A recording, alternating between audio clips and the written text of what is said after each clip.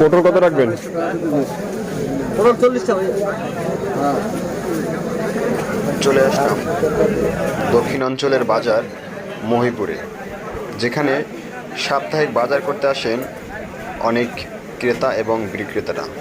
তো চলুন দেখে আসি এই দক্ষিণ অঞ্চলের মানুষ কিভাবে কি করে। চিনি কত আর মিঠা কত? মিঠে 160 টাকা, চিনি 140 টাকা।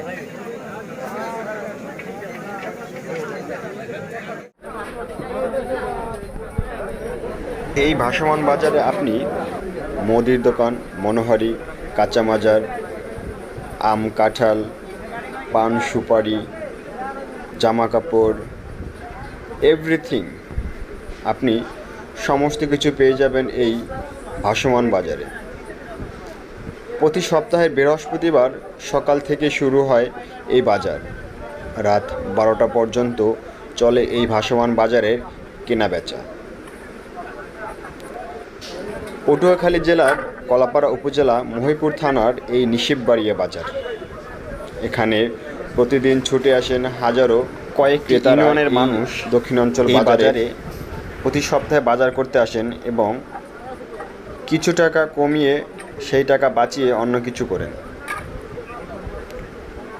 যারা শহর অঞ্চলে থাকেন তারা প্রতিদিন নিত্য প্রয়োজনীয় জিনিস কিনতে পারেন, কিন্তু এই প্রত্যন্ত গ্রাম অঞ্চলের মানুষ তারা সপ্তাহে একদিন ছুটে আসেন এই বাজারে বাজার করার জন্য। দরদাম কষাকষি করে কিছু টাকা কমিয়ে কিনে নিয়ে যান এখান থেকে তাদের নিত্য প্রয়োজনীয় কাঁচামাল এবং ঘরের সামগ্রীয় জিনিস।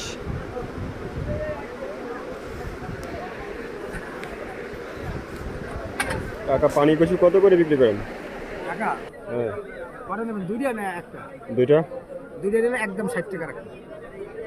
পিস বেশি 50টা 40টা হ্যাঁ লাগবে না, দুইটা 60। এই আঙ্কেলকে বিশ্বাস করে আমি দুটো কচু নিয়েছিলাম। বাজার ঘুরে যেখানে দেখলাম আসলে কচুটা যে ওনার কাছ থেকে কেনা আমি ঠকেছি, কিন্তু এর পাশে একটু উত্তর পাশে গিয়ে দেখি আমি যে উনি দুটো বিক্রি করছেন 60 টাকায়, আর এই কাকা আমার কাছে দুটো বিক্রি করছেন 100 টাকায়। তো এরকমের আমি যদি ঘোরাফেরা না করে বা দরদাম না করে কেনাকাটা কেউ করেন তাহলে কিন্তু ঠকবেন। তাই বাজারে এসে দরদাম দেখে কেনাকাটা করবেন। এখানে কিন্তু বাদাম বিক্রি হচ্ছে। বাদাম দেখে শুনে দরদাম করে কিন্তু ক্রয় বিক্রয় হচ্ছে।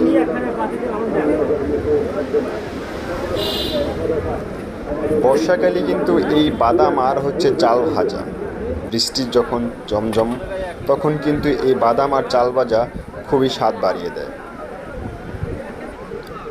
লেবু এবং পটল এগুলো খুবই ভালো মানের। এই কাকা উনি বিক্রি করছেন 2 পিস 60 টাকায়। তো আমি প্রথমত ওনার কাছে আসিনি, অন্য একজনের কাছে গিয়েছিলাম, সেই জন্য আমি 2 পিস ক্রয় করেছি 100 টাকা থেকে। পরবর্তীতে দেখতে পেলাম যে এই লোক 2 পিস বিক্রি করছে 60 টাকায়। এই ভাইজান কুমড় বিক্রি করছেন। অন্য অন্য দোকানে কুমড় বিক্রি যেখানে 40 টাকা বা 35 টাকা কেজিতে, এই ভাইয়ের কাছ থেকে আমি 10 কেজি কুমড় নিয়েছি 25 টাকা কেজিতে। তবে একটু দরদাম করেই কিনবেন, কিন্তু কুমড় যে খারাপ তা না, বাজারের থেকে উনি খুবই কম বিক্রি করেন এবং ব্যবসাটা কম করেন, সেজন্য ওনার কাছে অনেক কাস্টমার ছুটে আসে।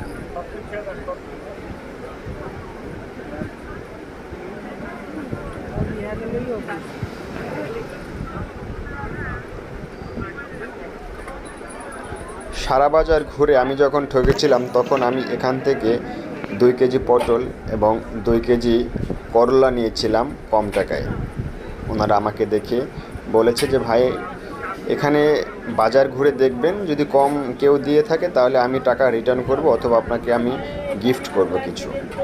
তো না, আমি সারা বাজার ঘুরে দেখলাম যে এই কাকা ওনারা একটু কমে বিক্রি করেন, সেজন্য ওনাদের কাছ থেকে যে 2 কেজি পটল, 2 কেজি ঝিঙ্গা, তারপরে 2 কেজি করলা নিয়েছিলাম। তো ভালোই ছিল কেনাকাটা।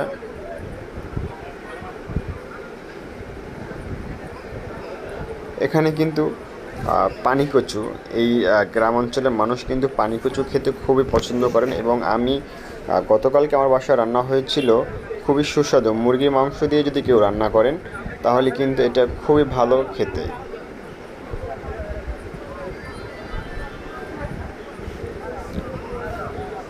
যেহেতু বর্ষাকাল, সেজন্য তেমন কাস্টমার এবং বিক্রেতা এবং ক্রেতা কমই দেখতে পাওয়া যাচ্ছে। এর আগে কিন্তু এখানে হাজার হাজার মানুষ কিন্তু ছুটে আসেন এই বাজারে ক্রয় করার জন্য।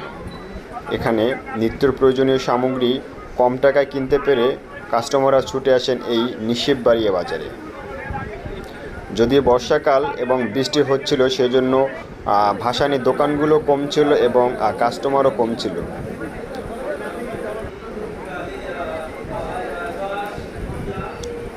আমি দূর থেকে ফলো করে দেখছিলাম যে উনি আসলে কুমার কি করেন এবং কিভাবে কি ওনার প্রসেসিং হচ্ছে। তো একটু কুমার উনি কেটে বিক্রি করেন, তো এটা পচা বেজেছিল। পাশে এক মহিলা ছিল, ওনাকে কিন্তু কুমারটা দিয়ে দিলেন, এবং ওনার কাছ থেকে কিন্তু আমি কম দামে 25 টাকা কেজিতে কুমার কিনেছিলাম। এবং এর পাশেই কিন্তু একটি দোকান, এখানে আমি জিজ্ঞেস করেছিলাম, উনি কিন্তু আমাকে বলছে যে 40 টাকা করে রাখা যাবে। পরবর্তীতে যে দরদাম যখন করলাম, তখন উনি বলল যে ভাইজান, লাস্ট আমি 35 টাকা রাখতে পারবো।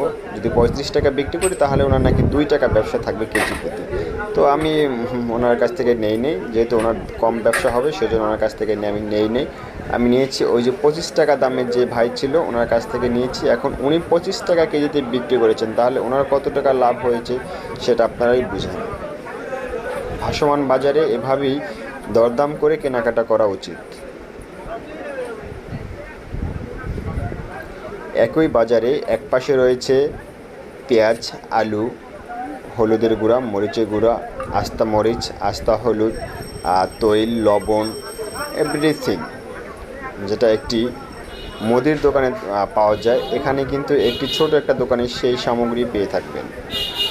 আর অন্য পাশে রয়েছে কাঁচামালের বাজার, এর পাশে রয়েছে পান সুপারির বাজার, তারপরে রয়েছে কাঁঠালের বাজার, এরপরে রয়েছে আপনার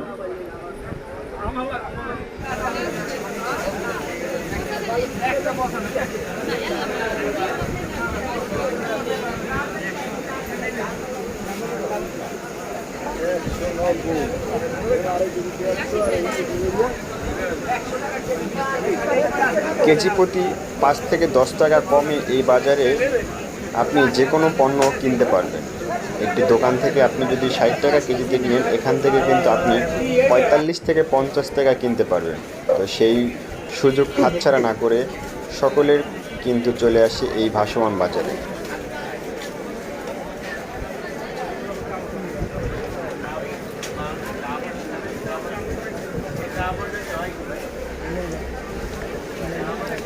একটু পরপরই বৃষ্টি হচ্ছে, তো আমি দাঁড়িয়ে আছি ওনাদের একটি সায়নামার তলে, যেখানে বৃষ্টি হচ্ছে না, সেই জন্য আমি দাঁড়িয়ে আছি এই নিচে।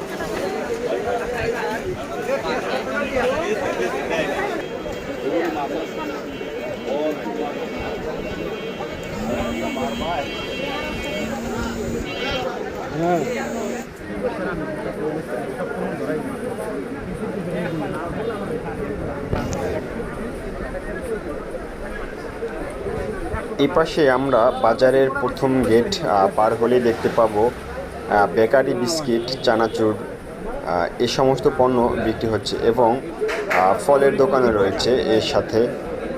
আপনারা কিন্তু এখান থেকে বেকারির একদম পিওর খাবার নিতে পারবেন ট্রাই করে। আমি আমার বাসাতে এগুলো খেয়ে থাকি এবং এগুলো হচ্ছে যে দুপুরবেলা বা রাত্রবেলা যখন বৃষ্টি হয় তখন কিন্তু এগুলো খেতে ভালো। আপনারা চাইলে এই বাজার থেকে আপনাদের প্রয়োজনীয় সামগ্রী ক্রয় করতে পারবেন এবং বেকারির যেই পণ্যগুলো রয়েছে খুবই কম দামে কিন্তু এখান থেকে ক্রয় করে নিতে পারবেন। তো আর দেরি না করে চলে আসুন এই ভাসমান বাজার।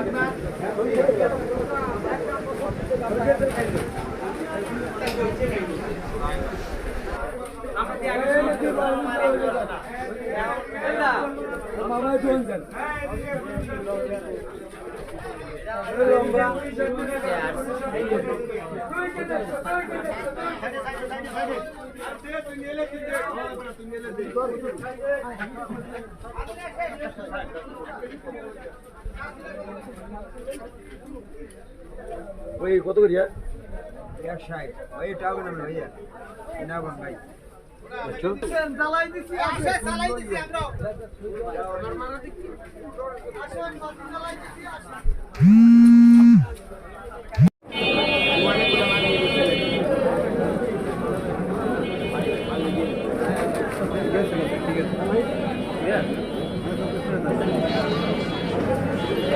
পাইছে এই যে খালি 150 কত দিলা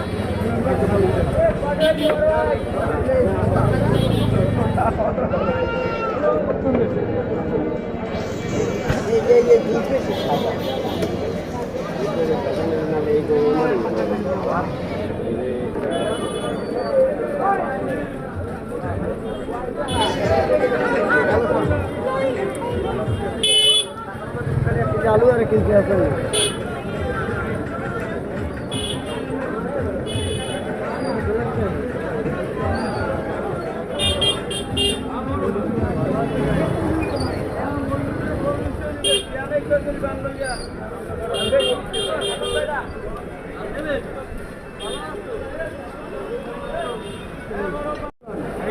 एकदम